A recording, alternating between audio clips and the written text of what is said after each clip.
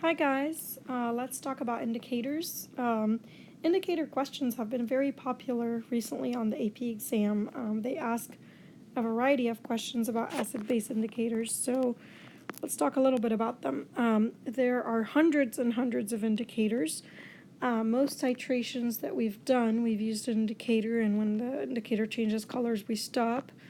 Instead of an indicator, you could always use a pH meter or a pH probe, but indicators are very convenient. Indicators themselves are weak acids, and like I said, there are hundreds and hundreds of these. If you look here, there's a bunch of them, but there's a lot more. A lot of these are organic, large organic molecules, and they are weak acids, meaning that they have some H atoms that the bond between the H and the rest of the molecule can break, and an H plus can be released. And so when it's in its regular acidic form, we typically have the proton attached, and we typically indicate it as HIN for indicator, and with the H in front of it, meaning that it has its acidic proton there. When it's placed in a base, the base reacts with the indicator, removes the H plus from it, and so the indicator now is in the form of IN minus, the anion of that indicator. So usually the indicator will change colors around their pKa value. So remember that pKa means negative log of the Ka. And so if you take the negative log of the Ka and you have a pH that is equivalent to the pKa, that's when the color will change. For example, that first indicator right here, if it has a pKa of 11, that means at pH 11 it will go from yellow to red. Thymolphthalein, for example, will go from colorless to blue at a pH of 9.9 and so on. So they will change color around the pH that matches their pKa. And some indicators turn from one color to the other, like, phenolphthalein, for example, only turns either colorless or pink, right here. Thymolphthalein, that turns colorless to blue, and so on.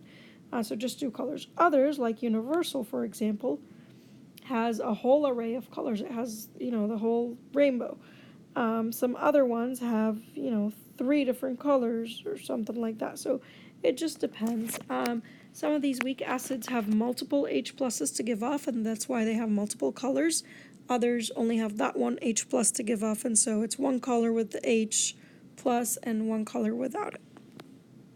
So here are some sample questions that you could be asked on the AP exam. So one of the questions that are popular, they give you a bunch of indicators, and they give you the Ka value, for example, and they tell you, hey, for this titration, what would be a good indicator?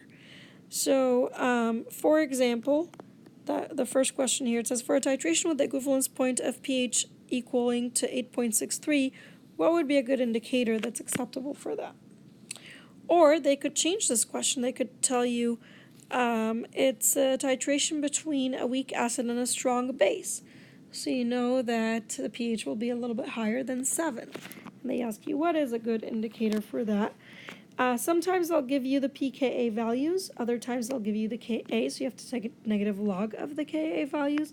But let's look at our chart and see if we can answer this question. So we want something that will turn around 8.63.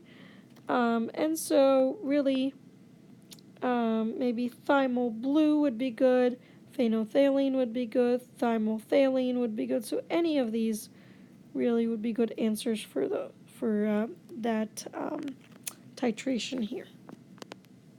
So I'm just going to maybe mark it. So I'll put maybe this one, or this one. all three of those would be good. All right, next question says, which form of methyl red would be present at pH of 6? So remember, they change colors when that H plus is lost.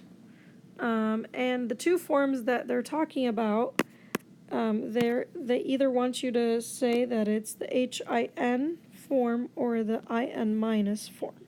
And so when the pH is lower than the pKa, it's going to be in the acidic form. When the pH is higher than the pKa, then it's going to be the basic form. So let's look up methyl red. Let's find that on our chart here. Looks like methyl red has a pKa of 5.0. Here it is. And so that means if you have a pH that is lower than 5, then it's going to be in the acidic form. If it's a pH higher than 5, then it's going to be the basic form. So this is a pH of 6, and so that's higher than the 5, and so it's going to be in the form of IN minus. All right, last question here. It says, what color will thymolphthalein be at pH of 8? That's another famous question. Instead of asking is it HIN or IN minus, it would be what color? So let's look up thymolphthalein. So thymolphthalein, I already circled it, unfortunately, so it's kind of hard to see, so I'm going to erase that here. Alright, so we found it. Thymolphthalein goes from colorless to blue, and it looks like it turns at 9.9. So before 9.9, it would be colorless. After that, it would be blue. So at pH of 8, even though that's a basic pH, but it hasn't turned yet, and so it's going to be colorless in this case. So this is something to kind of keep in mind for acid-base reactions. Again, these have been very popular on the AP exam.